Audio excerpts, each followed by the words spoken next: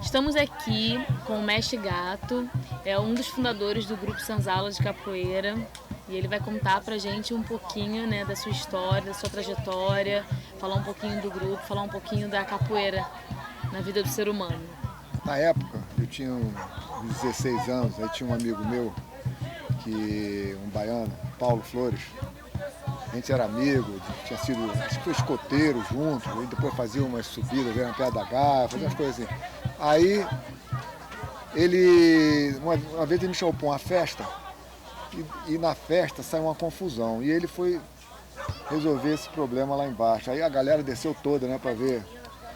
E ele brigou com o cara veio, ele deu um golpe de capoeira, deu um armado, uma benção, sei lá, jogou o cara longe. Eu fiquei impressionado. Aí eu perguntei pra ele o que houve. Ele falou, não, isso aqui é a capoeira. É que nessas férias eu fiquei treinando na academia do Mestre, fui para Salvador, eu fiquei treinando na academia do Mestre Bima. Mas agora estamos com uma galerinha lá treinando. Eu estou trazendo as coisas que eu aprendi lá, a gente está treinando. Aí eu comecei a fazer parte dessa galera. Aos sábados, no terraço da casa dele, tinha ele, o irmão dele, Rafael, e o Gilberto. E eles tinham passado umas férias treinados lá na academia do Mestre Bimba, né? Aí eu pegava ali, fazia sequência, não sei o quê, aí eu me empolguei todo nesse negócio, comecei a... Na época eu tinha lido muito sobre o Jorge Amado, os livros do Jorge Amado, né? Eu estava muito empolgado pela magia do capoeira, né? Aquela figura mítica que enfrentava a polícia, entendeu? Aí tinha Valente, e mágico também, o cara conseguia sair das situações, né? Sempre tinha um personagem assim. Então eu me encantava isso como adolescente. Aí eu caí dentro. Aí conheci mais alguém que fazia capoeira, aí conheci uns caras ali eu morava em Ipanema, que tinham treinado lá com o senhorzinho, que era uma capoeira que tinha aqui no Rio de Janeiro, que não é esse jogo de capoeira, é uma capoeira só de briga, malandragem, essas coisas assim. Aí dei umas pernadas com esses caras. Aí tinha um amigo meu que era um baiano, um colega no colégio, que era um baiano formado pro Mestre Bimba, que jogava basquete aqui. Aí demos uns treinos também. E esse grupinho então foi crescendo, né? E aí chegou uns 2 ou 3 anos depois, chegou o Mestre Acordeon, trouxe um show aqui no Rio de Janeiro, um show folclórico chamado Vem Camará. E tinha os melhores capoeiristas lá, e tinha um capoeirista mais novinho também, mais ou menos da minha idade, que depois que eles saíram, fizeram a temporada no Teatro Jovem, na Praia do Botafogo. Não existe mais esse teatro, acho que é um colégio agora. E aí ele ficou, era o Preguiça. Então era formado do Mestre Bimba, jovem, né? Que era formado do Mestre Bimba, o cara treinava, sei lá, 6, 8 meses, 10 meses, aí era batizado, né? Era formado. Então ele ficou treinando com a gente. E esse grupo foi ficando, foi crescendo, e trocando ideia, indo lá nas rodas lá no subúrbio. Comecei a ir nas rodas lá do subúrbio do Mestre Arthur Emídio, né? E uma vez nós fomos dar uma exibição, começamos a dar uma exibição, aí o Paulo estava lá, falou, bom, precisa dar um nome aqui, o grupo, não sei o que, chamou o Grupo Senzala. Aí virou o Grupo Senzala. Isso já era uns 66, mais ou menos, né? Começamos em 63, mais ou menos em 66. Aí tava o Cláudio, foi chegando essa galera que a gente chama dos fundadores, que é a primeira geração. Em 67 teve um torneio de capoeira chamado Berimbau de Ouro. Aí nesse Berimbau de Ouro, a gente era um grupo mais jovem, a gente fez, como é que se diz, registrou o grupo no registro civil, né, no SCPJ. Com o nome Grupo Senzala e tudo. Aí entramos no torneio e ganhamos. Entendeu? Engraçado que uns 3 anos antes, em 64, tinha um mestre chamado o irmão do Valdemar Santana, Valdo Santana, que tinha uma academia de luta livre. E ele era capoeirista também, né? Mas ele fazia luta livre, porque o irmão dele era um lutador famoso chamado Valdemar Santana, que lutou com os reis, perdeu, ganhou, depois perdeu. Aí, o Paulo Flores, antes da capoeira, ele tinha começado a fazer defesa pessoal com o Valdo. E aí, depois que ele voltou, que ele começou a treinar assim, a capoeira, a gente fazia de vez em quando uma exibição pro Valdo. O Valdo era um cara, tinha uma academia no Amarelinho ali da Cinelândia. E as pessoas procuravam ele, porque de luta, negro, baiano, então podia ter uma relação com a capoeira. Ele pegava aquilo e a gente ia lá, porque não tinha aluno de capoeira, né? Então a gente fazia exibição para ele. Aí em 64 teve um torneio também, Berimbau de Prata, Santa Teresa, no Rato Molhado. E a gente entrou, eu e o Paulo, eram representando o Valdo, a academia do Valdo. E tiramos o terceiro lugar. Eu tinha um ano de capoeira. Então o grupo foi se desenvolvendo e a gente começou a dar aula, porque teve que sair da casa do Paulo e do Rafa lá para um outro lugar, porque estava fazendo barulho, negócio de treinar, ele treinava benção nas paredes, quebrou a parede, não sei o quê. Aí fomos para um lugar, um lugar ali no Centro Estudantil Maranhense, ali no Largo do Baixado. E para fazer isso a gente começou a dar aula e cobrar dos alunos para poder pagar um aluguel, né? Aí foi assim que a gente começou a dar aula. Na mesma época também eu entrei na universidade, aí comecei a dar aula, entendeu? Lá no Fundão, em 67 eu comecei a dar aula. Eu entrei em 66, mas era o mestre Leopoldino que dava aula lá no Fundão. Aí no ano seguinte ele parou, aí eu comecei. E comecei a dar aula também na PUC, nessa época. Então a capoeira começou a se espalhar. E a gente fez algumas... Teve esse negócio do Berimbau de Ouro, 67, 68, 69 que a gente ganhou. E teve umas reportagens que a gente fez na Manchete, e na televisão, show, que botou o Grupo Senzala assim, assim na mídia. E influenciou muito outros grupos, entendeu? Começou a sair matéria sobre o Grupo Senzala. A gente apresentou capoeira no Teatro Municipal, primeira vez, em 68, entendeu? Na Cecília Meirelles. Fizemos da Lau Ascar. A gente fez parte do show dela, entendeu? Do negócio do ano, que fazia no Teatro Municipal, na sala de Cecília Meirelles. Fizemos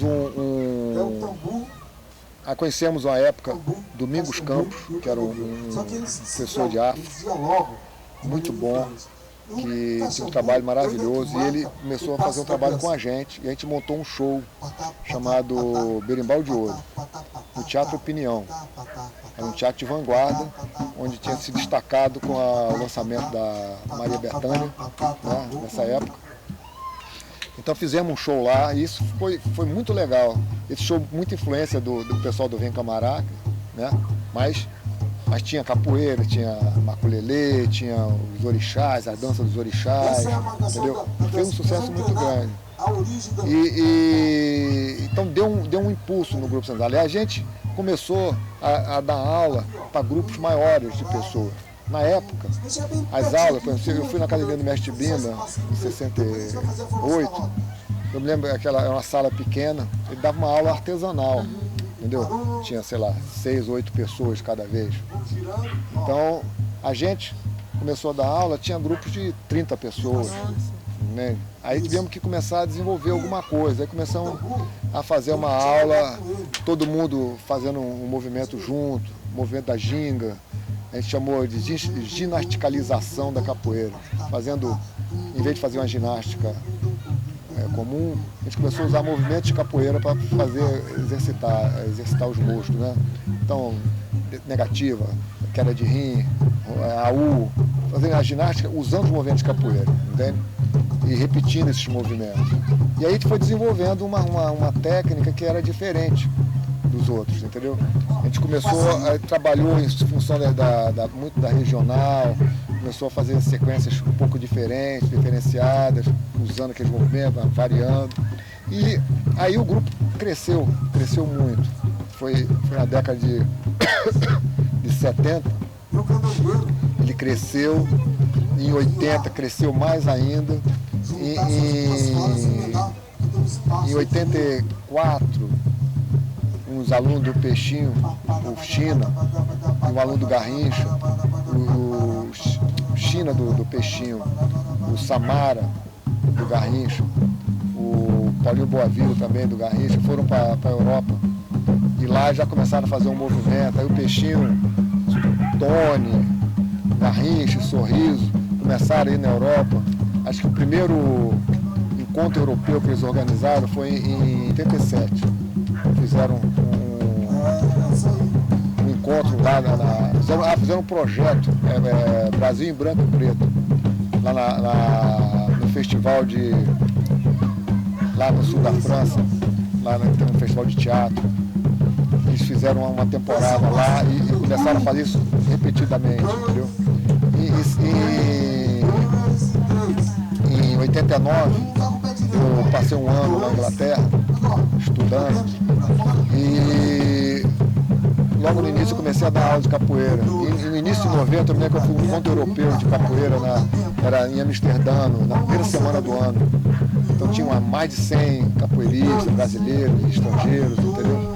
Então a capoeira começou a se expandir na Europa, muito com o trabalho do Grupo Senzala, né?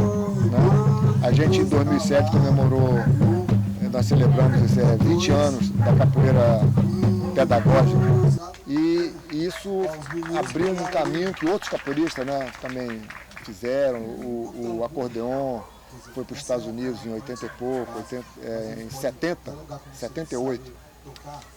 78 foi para lá, o Gelon foi para lá em 75, lá para Nova York. Então é um negócio interessante, porque em 75 o Gelon foi para Nova York, ele trabalhou muito com o negócio de show também, né? E dizem que o break começou com influência da capoeira, porque a molecada ficava vendo as aulas do Gelon e daqui a pouco começava a fazer os movimentos, entendeu? Aí daí foi evoluindo para o break, entendeu? Então é muito interessante isso tudo, né? Então a capoeira deu exportou muito esse negócio da cultura, né? Não só da capoeira, mas como a brasilidade. E aí, pegando esse gancho com o negócio da capoeira, a gente começou também, nos eventos, a fazer outras manifestações. Que nem o maculelê, o samba, né? o frevo, essas coisas assim, porque a capoeira, como eu vejo, ela surgiu primeiro de uma forma muito primitiva, com uma luta mesmo, uma coisa meia primitiva. Você vê aquelas gravuras do Rugendo, aquelas cabeçadas, aqueles negócios assim. Não tinha um jogo, tinha uma briga, né? Aí você vê a história, em 1800, os valentões, os capoeiras, as coisas dessa capoeira que ficou até um pouco aqui no Rio de Janeiro. E ela foi reprimida violentamente, tudo. Aí, no final de 1800, na Bahia, em Salvador, no Recôncavo Baiano, surgiu uma outra coisa, que foi dentro desse encontro, nos domingos, nas festas de largo, não sei o quê, as pessoas se reuniam, começavam a tocar, a dançar. Aí, de repente, a capoeira veio e foi se misturando com essas outras coisas, com o samba, com as outras manifestações, e evoluiu para esse jogo, entendeu? Então, a gente promovendo, criando um ambiente com essas tradições, você dá uma retroalimenta a capoeira, né? E propicia o surgimento e a manutenção desse sentimento que é muito difícil de você explicar. O que é capoeira? É uma luta, é uma dança? Capoeira é capoeira, você tem luta, tem dança, é uma brincadeira, tudo misturado e regido. Regido pelo berimbau, né? Tem o lance que eu costumo dizer que a capoeira é como se fosse três conjuntos que se interseccionam, que esses movimentos, né? Os golpes, não sei o que, tal, os saltos, esse negócio. Outro são, digamos, os fundamentos, a tradição, a música, os ritmos, as cantigas, o procedimento, né? E um outro é o jogo, onde você arma a roda e e dentro daqueles procedimentos, dentro das tradições, você usa aqueles movimentos.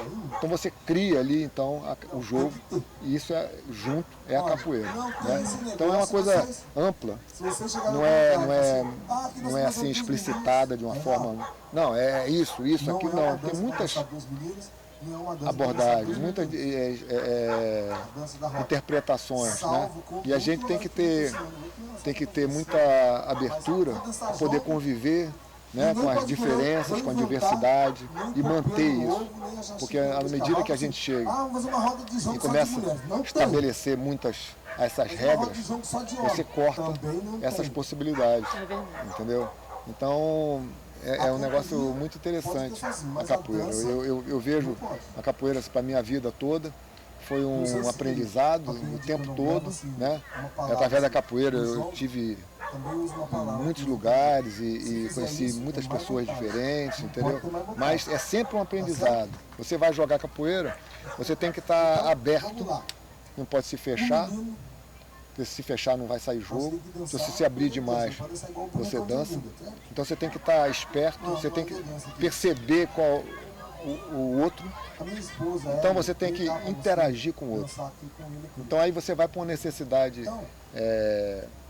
muito básica do ser humano, que é a interação. Né? Você precisa do outro.